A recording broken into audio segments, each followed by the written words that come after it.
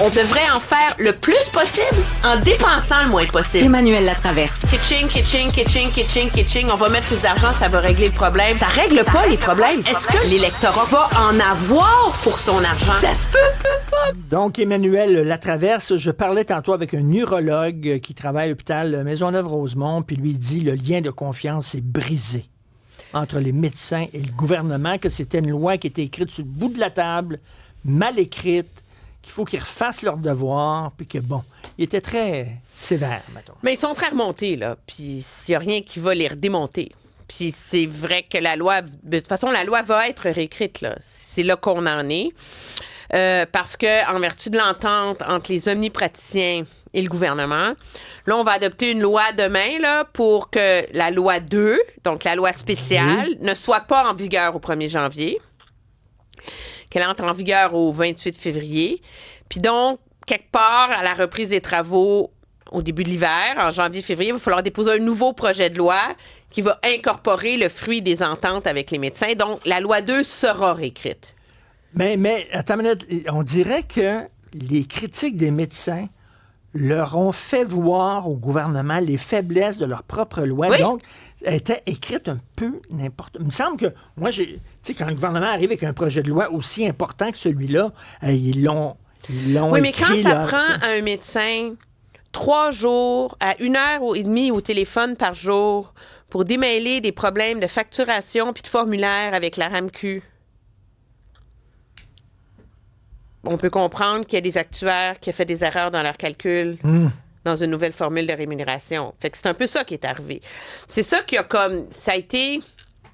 Il y a 2 éléments. Il y a les principes sur lesquels on en a parlé, là, les passés de couleur, les objectifs chiffrés, le fait qu'ils partent pénalisés à 85 % de leur salaire. Ça, c'est une chose. Mais ce qui a comme mis une canisse de gaz sur le feu, surtout chez les omnipraticiens, c'est qu'on est rentré dans le détail de comment tu l'appliques, cette loi-là. Pour 2 raisons. De un, c'est qu'ils se sont rendus compte que la façon dont... Tu sais, c'est une chose de dire on change la rémunération des médecins. OK? Ils ne seront plus payés à l'acte. Ils vont être payés par capitation, là, donc par prise en charge. Tu sais. Donc, il y a des patients qui valent 1 000 $ par année, il y a des patients qui valent 2 000 par année, puis il y a des patients qui valent 3 000 par année. OK, mettons, là. Puis là, mais pour calculer ça, faut que tu fasses des allers-retours, ta liste de patients, etc. Puis c'est là qu'ils se sont rendus compte que avant de recevoir de l'argent pour faire rouler les cliniques, là, ça prendrait 5-6 mois. Mais s'ils n'ont pas de marge de crédit à la banque pour financer le gouvernement, ce monde-là. Fait que première Mais comment ça, ils n'ont raison pas pensé à ça? pour mettre le feu puis menacer de fermer.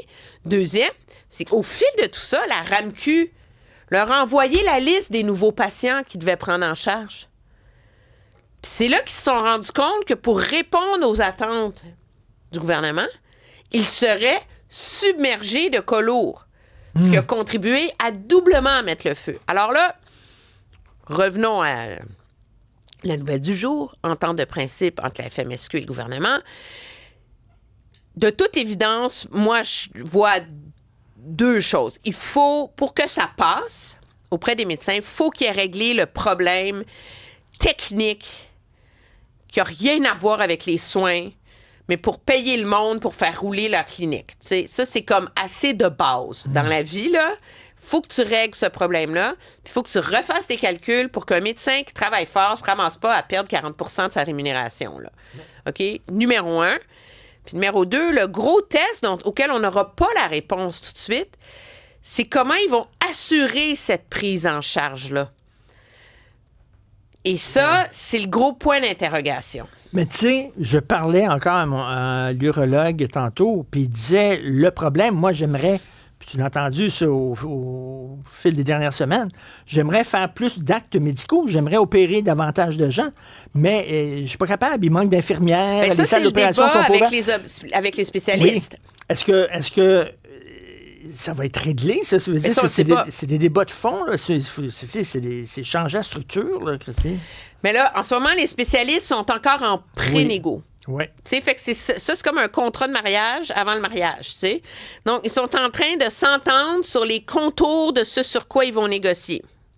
Puis ça, on espère que ça va aboutir d'ici le début de la semaine prochaine pour recommencer formellement à négocier la semaine prochaine pour espérer s'entendre. Mais c'est sûr que le problème des spécialistes, il est beaucoup plus simple à expliquer, puisque tu n'as pas un problème de flux de trésorerie, d'argent, de compte en banque. Non. Le problème, là, c'est opérer, salle d'opération. Si tu veux que les spécialistes travaillent plus, ça prend l'accès à des salles d'opération qui fonctionnent, ça prend des machines qui fonctionnent. Donc, ça prend du personnel pour faire rouler les scans, pour faire rouler toute l'immense technologie, là, les plateaux techniques, comme on les appelle, qui les appuient. Puis ça, ben, c'est un peu le nerf de la guerre de la négo. Donc, on va voir jusqu'où ils vont et où ils en sont. Moi, je pense que le gouvernement va avoir mis assez d'eau dans son vin, je pense, pour réussir à faire passer la pilule. Le problème, c'est que la majorité des médecins ne quitteront pas, mais il y en a qui vont quitter dans un contexte où on a déjà une pénurie de médecins. Fait que, tu sais, en Outaouais, il y en a 40 qui sont partis. Mais ces 40-là, là, ils ne reviendront pas. Puis les étudiants en médecine qui choisissent d'aller faire leur résidence au Nouveau-Brunswick ou en Ontario, ils ne reviendront pas. Ils vont pratiquer là où ils ont fait leur résidence. Puis les résidents qui se sont trouvés des postes ailleurs, ils ont signé ailleurs. Alors, il y a même si on réussit à s'entendre, c'est un bras de fer qui va avoir fragilisé le réseau à cause de la perte de motivation, de la colère, etc., mais à cause des départs qui auront eu lieu. C'est peut-être pas un exode massif comme celui qu'on a craint, mais il va y avoir une part d'exode là-dedans qui va se décliner sur plusieurs années parce que ça va toucher des étudiants en médecine et ça va toucher des résidents. Tout ça pour une loi qui a été mal conçue et mal écrite. Merci, Emmanuel. Ça s'invente à demain. pas. Merci. Au revoir.